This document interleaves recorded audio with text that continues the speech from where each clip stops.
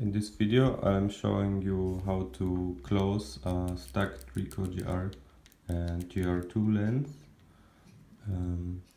The lens is designed to extend to a position from where it does not go back anymore. But we can, if we could move the motor like I do now, then it is possible that it's going into an unlocked position, so it can be pushed back.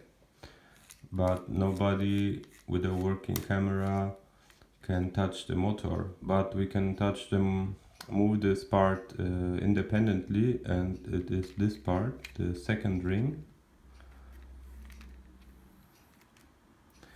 and it will exactly do the same. So normally, if you have the camera, this part is between the lens, the extended lens, and the body.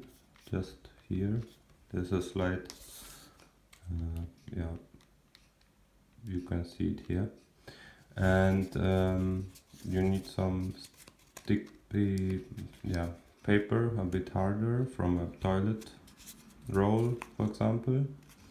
And then you would need to force it in between the lens and the body here.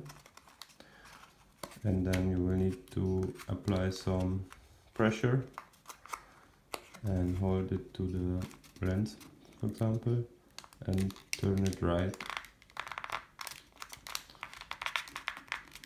so that it moves the ring inside.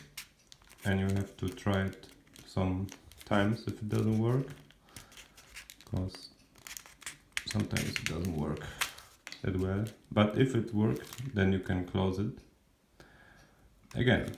And then I don't know what happens after that, if the camera comes out again. If you're lucky, you have a working camera. If not, at least it will be closed. Yeah. Thanks for watching. Enjoy. Let me know in the comments if it works for you.